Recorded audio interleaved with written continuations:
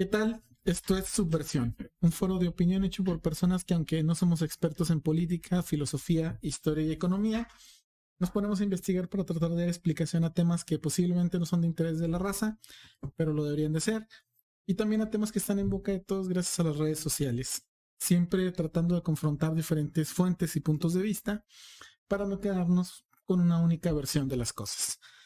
Bueno, y continuamos aquí en Subversión con este tema candente, sabroso. Este tema más... Te mamaste. Ok, con este tema de los liberales, los libertarios.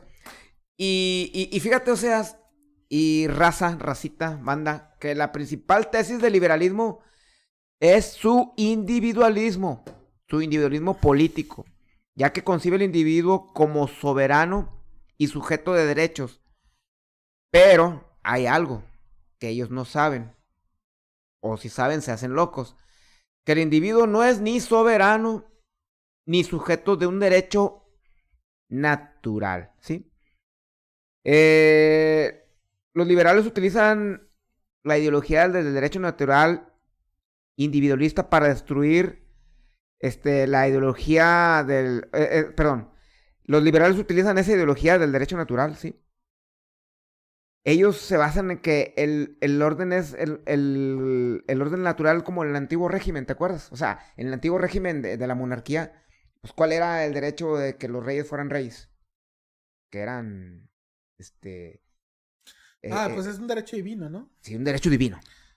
Y si tú te fijas, por aquello que que al rato vamos a hablar de eso, por aquello que peleaban los liberales, los liberales, los originales. Era por ese derecho divino, ¿no? Sí, sí. Bueno, Iban en contra de. Que ese derecho... ok, originalmente los liberales hablaban, o sea, peleaban en contra de ese derecho. Pues sí, del derecho divino a que una persona que se inventó que había sido elegido por Dios tenía que ser el que gobernara toda una nación, como eran los reyes, ¿no? O sea, Ajá. pues sí, por lo que pelearon todos, por lo que sucedieron todas esas revoluciones antimonárquicas, ¿no? Sí, Benito Juárez allá en Cádiz, las cortes de Cádiz y todo eso, ¿no? En Francia. O sea, ok. En Rusia. En Rusia misma. Y ahora, ¿qué es lo que sucede? Ahora el individuo es quien tiene el derecho natural, ¿sí? O sea, un derecho natural, ¿sí? O sea, ellos anteponen eso, ese orden. Y es un derecho previo a la existencia del Estado, cuando no es cierto. El Estado se convierte, es el Estado, el que es primero al individuo. O sea, el Estado es el que te otorga el derecho, pero el derecho positivo, ¿sí? Que eso es lo que sabemos, ¿no? O sea, aquí lo importante es, primeramente, o lo primero que causa ruido es esa expresión, esa forma de definirlo como derecho natural. O sea, porque al darle esa connotación de natural, pues hablas que es algo intrínseco intrínseco, como diría ya saben quién, intrínseco al ser humano, a la persona, por una cuestión natural, ¿no? O sea, pues sí, o sea, la naturaleza nos da la razón, o sea, o por naturaleza o por biología el ser humano, por la evolución que ha tenido el ser humano en su cerebro, pues tiene la capacidad de razonar, ¿no?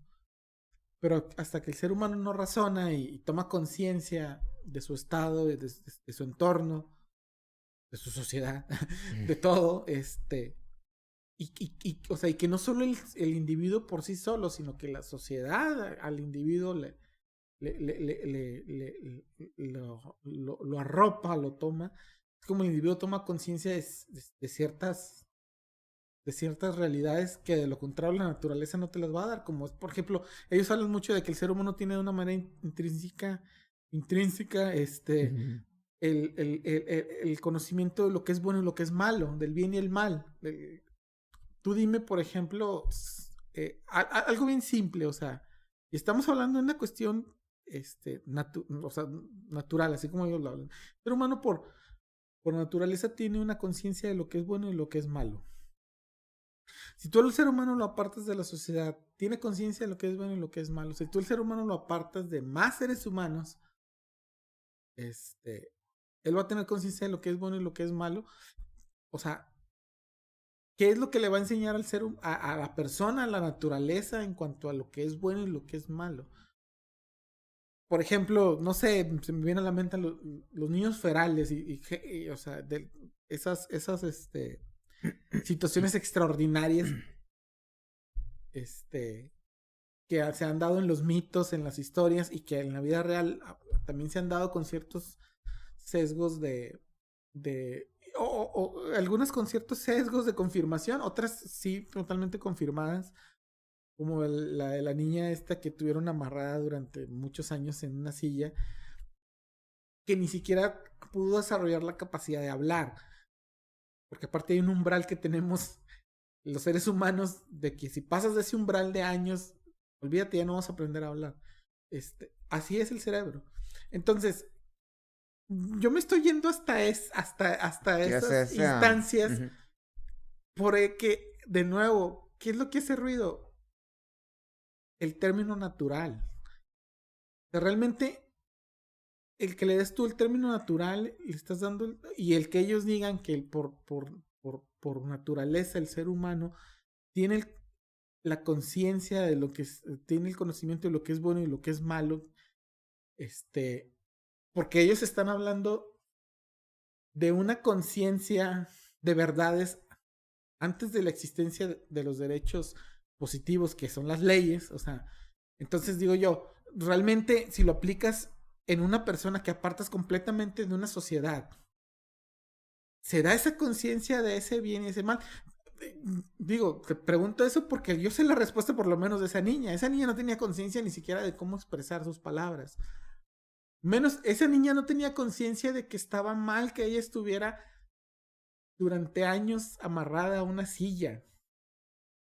¿Sí me explico? Sí, o sea... Entonces, sí, ¿cómo puedes pensar que esa niña tenía conciencia de lo que era bueno y lo que era malo? Ajá.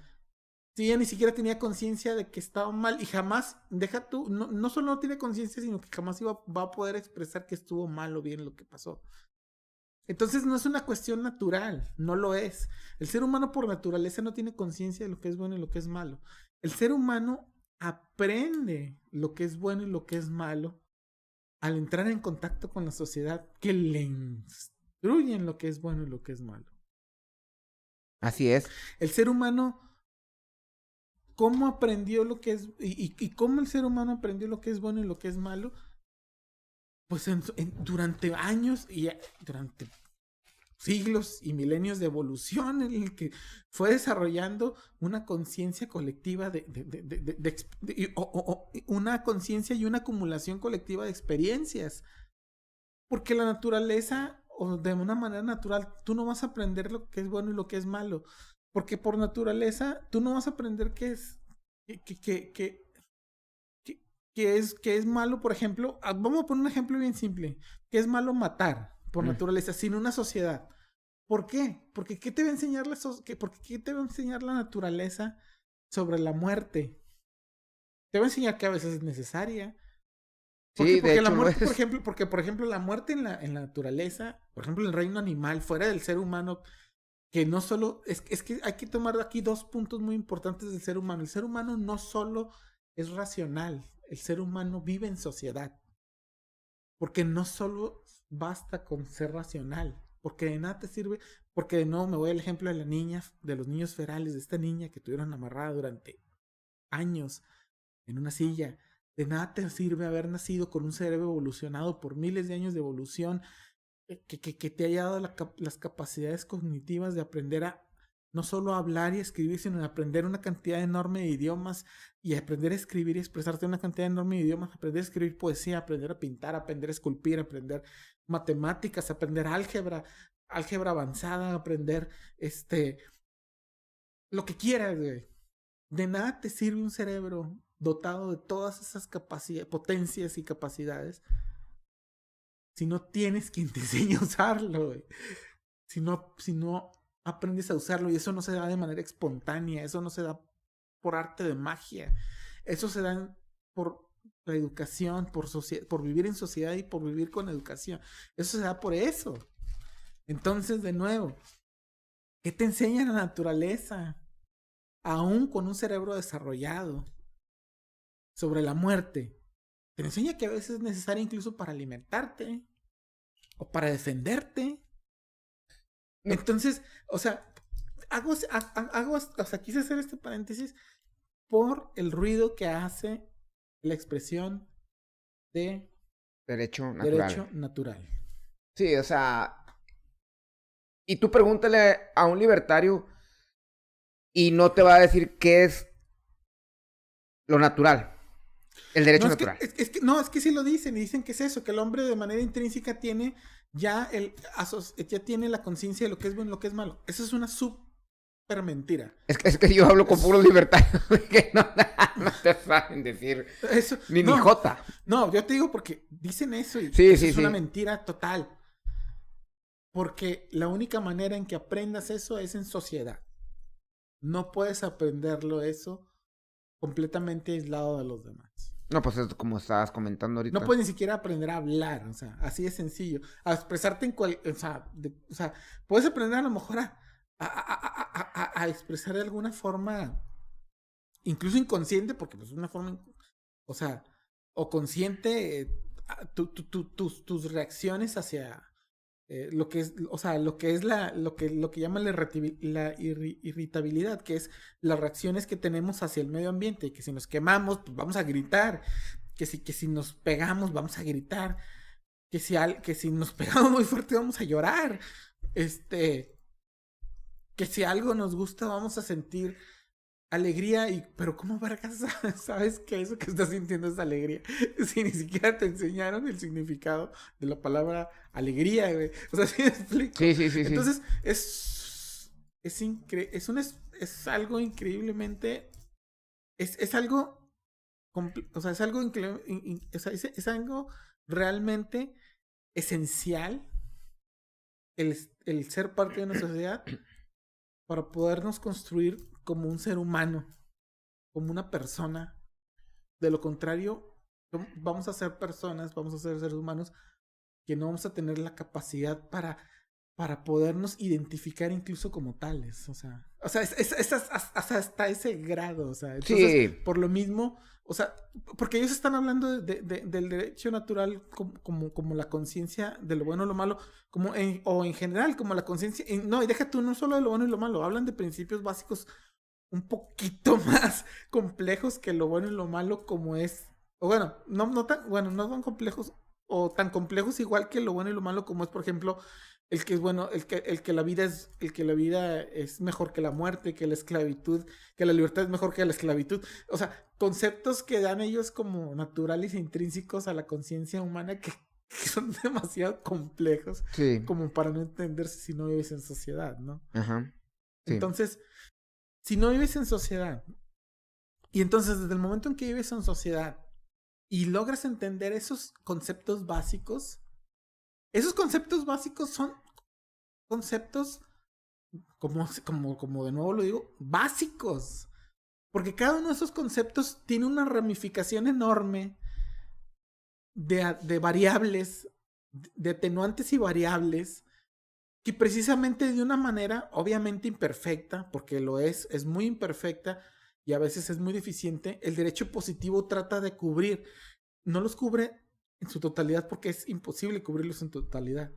Pero ahí es donde entra ya el derecho positivo, que es lo que busca cubrir por lo menos las variables más comunes. Sí, eso es lo que estábamos platicando hace rato. Pero así como también te hablan de derecho natural, ¿sí? También te hablan de otras cosas como la libertad, o sea. ¿Sí? O sea, también son muy ambiguos o te dicen algo, pero... Ah, sí, porque también dicen que el ser humano tiene conciencia de su libertad, ¿no? Sí, o sea, sí. No mames. O sea, de nuevo, vamos otra vez a lo mismo. O sea, en ese pensamiento natural, intrínseco del ser humano, tiene conciencia, es lo que te decía, o sea, pensamientos complejos como que la libertad es mejor que la esclavitud, güey.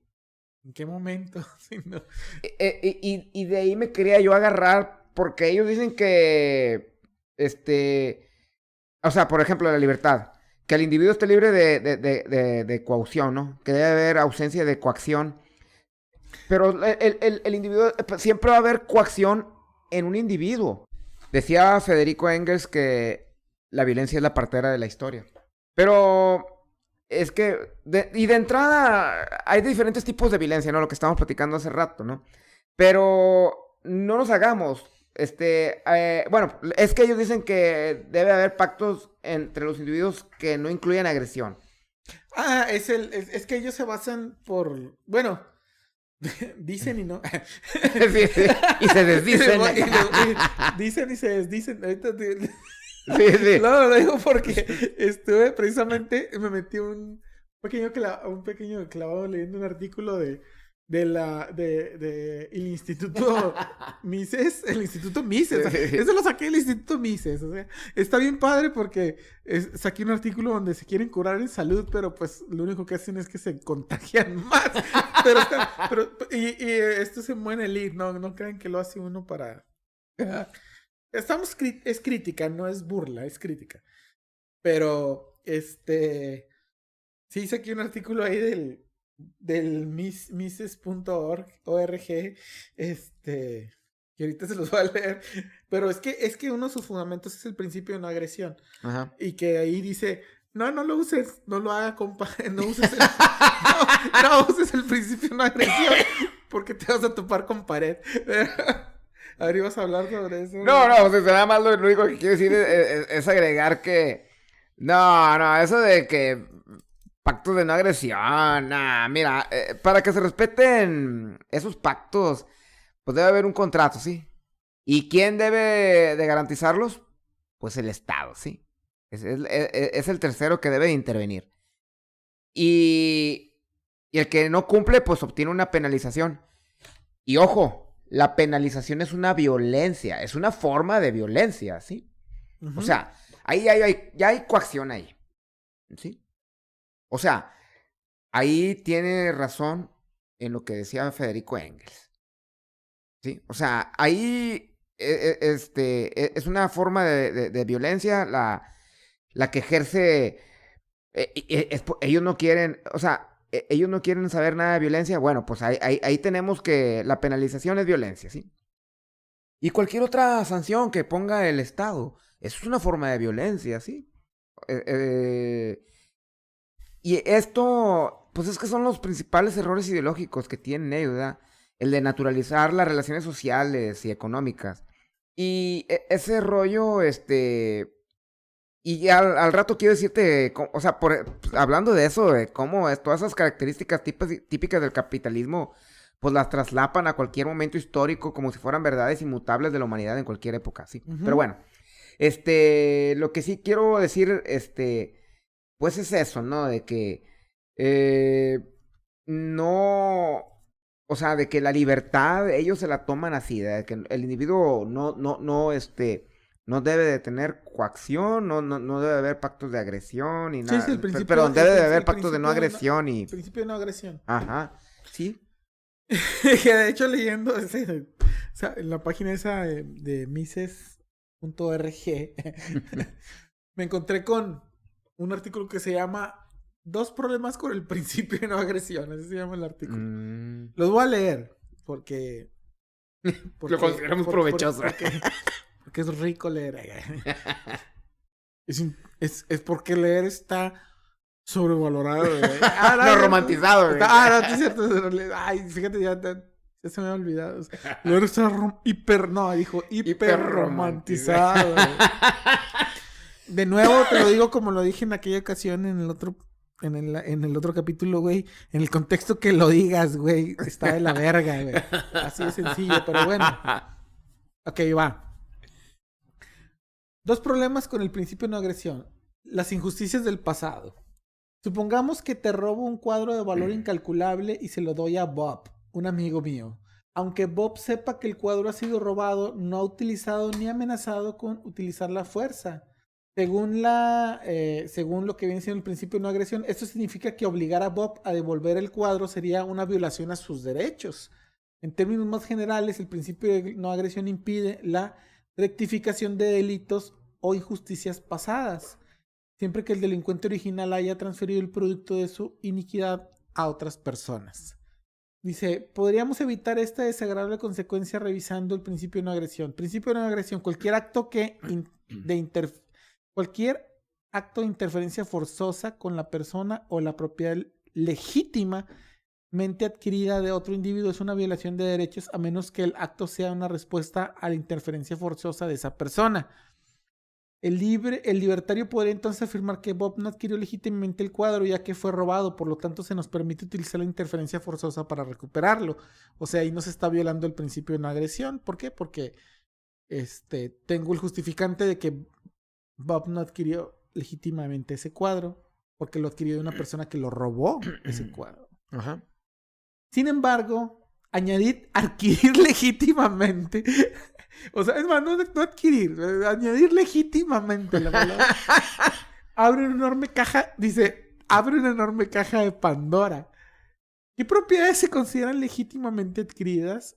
Una respuesta estricta, inspirada en Nozick, a esta pregunta: mi propiedad fue adquirida legítimamente si la obtuve a través de una secuencia de transferencias, cada una de las cuales fue libre y sin coacción.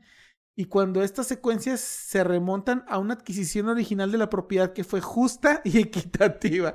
O sea, entonces, el decir que fue adquirida legítimamente, definir qué es legítimo es que todas las transacciones durante las cuales esa propiedad fue pasando de una persona a otra hasta que llegó a mí, fueron transacciones libres y sin coacción, y que la adquisición original de esa propiedad fue justa y equitativa. Entonces dice eso. Incluso si suponemos de forma bastante improbable que una justa adquisición inicial de la propiedad, resulta inverosímil afirmar que la distribución actual fue el resultado de una secuencia de transferencias libres y sin coacción a lo largo de siglos posteriores. Para comprobarlo, basta con señalar la distribución de la riqueza de Estados Unidos. Se vio enormemente afectada por la esclavitud y la flagrante opresión de los negros americanos, por no hablar de la matanza de los nativos americanos y el robo de las tierras que ocupaban en los primeros tiempos de la República. Desde el punto de vista estricto de la adquisición legítima, incluso... esto es oro. Desde el punto de vista estricto de la adquisición legítima, incluso un socialista democrático que quisiera un gran estado de bienestar podría simplemente estar de acuerdo con el plan con el principio de no agresión. El socialista solo añadiría que, puesto que casi ninguna propiedad actual fue adquirida legítimamente y puesto que el principio de no agresión solo se aplica a las propiedades adquiridas legítimamente, el principio de no agresión no impone ninguna restricción real. ¿Es cierto? Es cierto. No existe ninguna restricción real sobre la propiedad privada. Señores, usted, o sea, quien escribió este artículo en la página de Mises.org simplemente está diciendo, en otras palabras, lo que desde un principio Carlos Marx habló sobre sobre lo que fue la acumulación originaria. La apropiación originaria. O sea, no hay propiedad, no hay ningún capitalista, ningún dueño de propiedad privada, ningún capitalista, ningún dueño de propiedad privada, privada, que haya adquirido legítimamente esa propiedad. Entonces, por eso le hablaba de la desaparición de la propiedad privada, porque efectivamente, como acaban de decir ellos, aplicando el principio de no agresión, bajo la premisa de que sea una adquisición adquirida de manera legítima, no existe propiedad adquirida de manera legítima. Sí, claro. Ajá.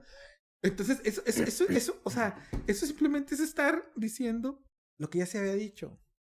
Pero fíjate que se meten en camisa de 11 varas, güey. Los vatos se meten en Honduras con preceptos morales, éticos, o sea, bien cabrón. Y segundo, número 2. Ese es el 1. Ese es el 1, ¿verdad? No, porque hay dos problemas. Sí, cierto, número 2, los impuestos. Cuando el gobierno me envía cuando el gobierno me envía una factura de impuestos viene con una amenaza. Puede embargarme el sueldo e incluso meterme a la cárcel. Están hablando del SAT. ¿Okay? Esta amenaza no solo responde... Fíjate, esta amenaza no responde a ningún acto de interferencia forzosa por mi parte. Simplemente estaba sentado sin pagar impuestos. O sea, simplemente dije, yo no estoy agrediendo al Estado. Yo simplemente dije, no voy a pagar los impuestos. O sea, yo no lo estoy agrediendo. O sea, ¿te das cuenta hasta dónde llega esa concepción de lo que consideran una agresión? O sea, ellos no consideran agravante por sí solo el no pagar el impuesto. Uh-huh. Ellos consideran agravante que el vato fuera y se parara afuera que se metiera al SAT con una ametralladora, empistolara a una de las cajeras que recibe los pagos y le dijera, hija tu puta madre, yo no te voy a pagar nada. Y si me dices que te lo pague, te voy a matar. O sea, pareciera ser que ellos consideran que eso sí es una agresión. Es una agresión. Es lo que te decía de la violencia. Y el solo hecho de decir, yo no voy a pagar mis impuestos, no implica ya una afectación a la recaudación. Uh-huh. Ok, bueno, eso es así como que nada más así rápido, o sea, pero, o sea, nada más, eso es así como que rápido nada más para entender cómo funciona su cerebro. Porque su cerebro parece ser que funciona de esa manera, ¿no? Así funciona, güey. O sea, así funciona. O sea, si no es de esa manera, no estoy agrediendo a nadie. Cuando el no pagar su impuesto implica que está atentando contra el fin y para lo que está hecha esa institución, o sea, y lo que se espera de esa institución, o sea, entonces, si de esa institución lo que se espera es la recaudación, obviamente el hecho de que él por sí solo, sentado en su pinche casa, haya decidido no pagar el impuesto ya es una agresión porque realmente está coartando el que se cumple el propósito o el fin de esa institución, que es el recaudar sus impuestos. ¿Sí me explico? Sí, claro. Pero no, ellos lo entienden de otra manera, como lo que acabo de decir, que tienen que llegar él con una pistola y rafaguear todo el techo y decir, say hello to my little friend, y luego decir, no les voy a pagar, perros. Entonces ahí sí ya es agresión. Pero bueno, eso nada más para entender la manera como piensa. Pero sí. Bueno, dice él, yo lo único que hice fue no querer pagar mis impuestos. Dice, pero esto implica que la factura de impuestos es, según el principio de no agresión, una violación de mis derechos. Sin embargo, si los impuestos en sí mismos son una violación de los derechos, entonces incluso el estado mínimo está prohibido. En la medida en que el estado mínimo financia los tribunales, la aplicación de la ley y la defensa nacional mediante la recaudación de impuestos. Pero esto va más allá de lo que defiende la mayoría de los libertarios. La plataforma del Partido Libertario aboga por un gobierno extremadamente limitado, pero no exige el fin de los impuestos obligatorios. Del mismo modo, el candidato presidencial libertario Joe Jorgensen abogó por eliminar el impuesto federal sobre la renta, pero no sugirió deshacerse de todos los impuestos. Los libertarios podrían intentar evitar las sugerencias anarquistas del principio de no agresión, modificando el principio de manera que se permita solo la tributación suficiente para mantener el estado mínimo. O sea, dijeron ellos, no quiero que desaparezca el estado, pero pues como el estado va a tener una intervención mínima, pues solo los impuestos que apliquen para la aplicación de un estado mínimo. Dice, principio de no agresión, cualquier acto de interferencia forzosa con la persona o la propiedad de otro individuo es una violación a los derechos, a menos que el acto sea una respuesta a la interferencia forzosa por parte de esta persona, o que el acto sea un caso de recaudación de impuestos por parte del gobierno con un propósito legítimo. O sea, que no va a ser una intervención forzosa si es una recaudación de un impuesto con un propósito legítimo. Volvemos otra vez a lo legítimo. Pero el libertario necesitaría ahora otra teoría auxiliar que explique qué fines gubernamentales son legítimos y por qué. O sea, vamos a lo que platicamos. Sí, o sea. Que te vas a explicar, bueno, ¿y por qué? O sea, a justificar qué es legítimo y qué no.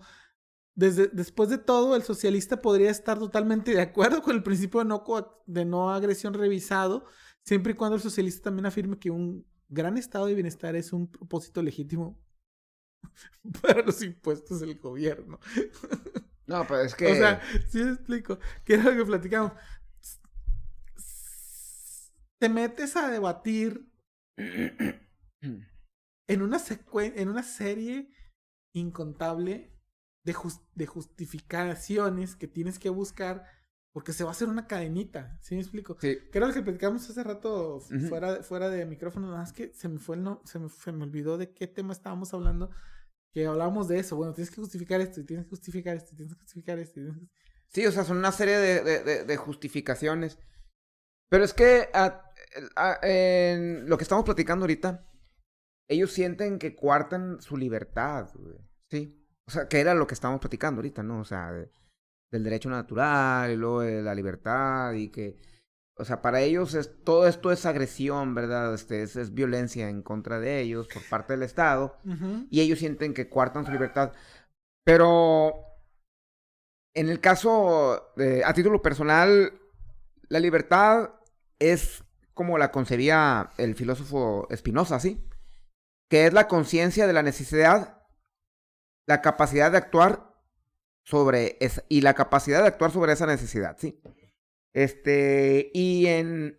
Pues tiene dos acepciones, ¿sí? La libertad, la interna y la externa. Y ambas se dividen en negativa, que la negativa es la libertad de ausencia de coacción, ¿sí? O sea, la que dicen ellos, los libertarios. Y la positiva, que es la libertad para, ¿sí? Porque hay libertad de, que es la que ellos quieren, los libertarios, libertad de, y la que es la negativa. Y también está la positiva, la libertad positiva, que es la libertad para, que es la capacidad de acción, ¿sí? Marx decía algo acerca de la libertad. Decía que nadie combate la libertad. Lo que se combate es la libertad de los demás, la libertad del privilegio que tienen unos cuantos, ¿verdad? O sea, que gozan de esa libertad. Por ejemplo, en una sociedad como la nuestra, pues se supondría que un burgués es más libre, ¿no? ¿Por qué? Porque tiene más con queso a las de harina, como decimos aquí en México, ¿sí? Decía la frase de Marx que, a lo sumo, dice, nadie combate la libertad, lo que se combate es la libertad de los demás. La libertad es privilegio de unos pocos y otras como derecho de todos. Esa es una frase. Uh-huh. Acerca de la libertad. Y compárenla con lo que piensan. O sea, si la comparan con lo que piensan los libertarios, pues ellos se van a quedar con la suya, ¿no? Ellos se mueren con la suya, con su idea de libertad, que es la libertad de. Y nosotros somos espinosistas. Bueno, yo soy así más. Sí, perdón. Espinosista. Sí, yo soy espinosista. Sí, es la libertad, para, ¿sí? ¿Para qué?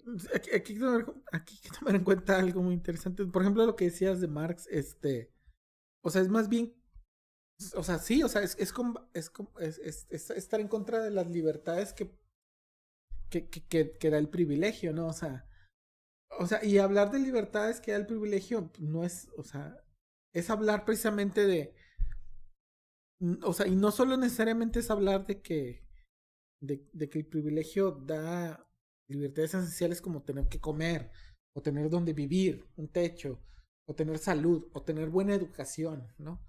O tener seguridad.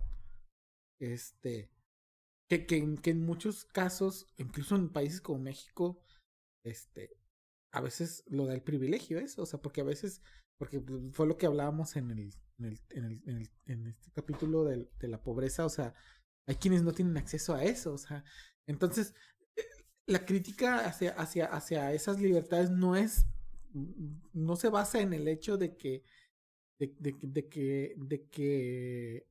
son libertades que tienen que coartarse, no, sino es el hecho de que no son para todos, precisamente, o sea, no son para todos, y hablando de esas libertades, o garantías esenciales, ¿no? O sea, y hablando de otras, como por ejemplo, que son libertades más negativas, o sea, por ejemplo, la libertad que tienen muchos capitalistas de explotar a los trabajadores, de sobreexplotar o de explotar los recursos naturales, o de valerse de su posición privilegiada para evadir impuestos, o de valerse de su posición privilegiada para eliminar a la competencia en el mercado. O sea, ahí, ahí hablamos de otro tipo de libertades, pues que sí son negativas y que sí deben de ser combatidas también, y que solo tiene esa gente que tiene esos privilegios. O sea, entonces, es importante mencionar eso porque, pues obviamente, ya vimos qué es lo que consideran libertad los libertarios. Entonces, o sea, y como estamos hablando, o sea, y lo que postulan los libertarios no es absolutamente nada de eso, porque pues ellos hablan del derecho natural, ellos hablan del individuo por encima de la sociedad, o de anteponer al individuo de la sociedad. Ellos hablan de del principio de no agresión, que ya lo estuvimos analizando también, y que en ningún momento y que en ningún momento explica cómo es que, o en ningún momento da alguna señal de hablar de cómo no es injusto y debe de ser combatido este tipo de libertades que da el privilegio, que algunas son solo para unos y no para los demás, y otras no deberían ser para ninguno, como la explotación y como de las personas y los recursos, ¿no? Es que mira, y ya para terminar y seguir con el otro segmento, lo que ellos quieren es la libertad del lobo frente al cordero. ¿Sí? Imagínate si fuera así, o sea... Pero dicen que no. Oh. Porque hasta eso dicen que no, que el hecho de que existan, bien chistoso, que el hecho de que existan esos grandes capitalistas depredadores es por culpa del Estado. O sea, y que en cambio si destruyes o si reduces al mínimo la intervención del Estado, eh, este, promueves el libre mercado, la propiedad privada, y pones como máxima la propiedad privada y el derecho natural, eliminas Sí, sí. toda esa, precisamente esas circunstancias cuestionables, o circunstancias que cuestiona o que cuestionó en su momento personas como Marx. Pero pues O sea, imagínate, o sea, pero todo eso que me estás comentando. O sea, es lo que dicen ellos, que eso es lo que buscan, pero en ningún momento se ve ninguna verdadera intención de que busquen eso, porque en ningún momento están dando un plan para revertir eso. No, pues imagínate, O o sea, sea... si estás hablando de anteponer la libertad individual sobre la sociedad, ¿en qué momento estás dando un plan para revertir todo eso? No, No no, no, existe, no, no no. lo veo yo. No, güey, imagínate un Ricardo Salinas Pliego frente a sus empleados. ¿Cómo van a...? O sea, esa es la libertad de la que estábamos comentando, ¿no? O Del sea, lobo frente al cordero, o sea... sí, o sea, dime en qué, o sea, ¿qué va a decir él? Pues nada diferente a lo que hice ahorita, ¿no? que un juicio, un empleado le ganó 700,000 pesos y él dice en 1.3 minutos recupero esos 700,000 pesos. Yo O creo sea, que... yo creo que exactamente. O sea, Yo creo que está menos. Acá como el yo Morgan. creo que Ricardo Salinas Pliego vive el libertarismo en este momento. No sé por qué pelean porque se instituye si ya lo está viviendo ese güey. Ese güey ya lo está viviendo. No, mejor. Y si se implementa va a seguirlo viviendo como lo vive ahorita. O sea. Pero mejor, vámonos a corte, regresamos y no se vayan. Ya, bebés.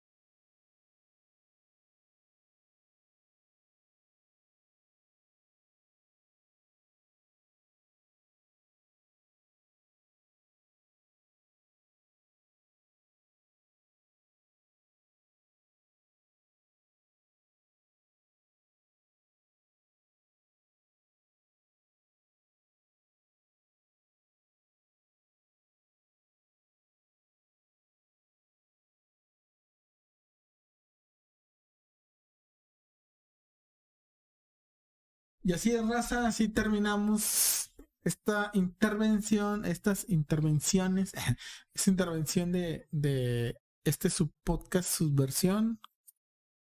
Así es, raza. Entonces, no se olviden de estarnos frecuentando como lo que somos, como raza. Porque si no, no son raza y se olvidan de la banda. No se olviden de la banda, no se olviden de la raza. Ya saben que, por ejemplo, estamos en pues los canales habituales, que es YouTube y Google Podcast y Spotify. En los 3 canales estamos como Subversión, S mayúscula, U, espacio, B labial, espacio, versión con acento en la O, en los 3 canales. Redes sociales, nuestras redes sociales son Instagram y Facebook, Subversión Podcast, todo de corrido en minúsculas, Subversión Podcast, para que puedan también seguirnos en nuestras redes sociales. Ahí estaríamos publicando, vamos a estar publicando pues cada nuevo video que carguemos, cada nuevo video que carguemos a nuestro canal. Además de pues algunos videos cortos o algunos datos relacionados con lo que grabemos también. Pues síganos en nuestro canal y esperamos no solo que nos escuchen, ya saben, darle like, darle campanita para que les lleguen las notificaciones, y lo más importante, pues esperamos sus comentarios, porque pues como les hemos comentado en todas las intervenciones que hemos tenido, este es un foro para ustedes y pues para que comenten y que se haga el cotorreo machín, macizo. Es esencial. Ya, bebés. Hasta la próxima. Yeah.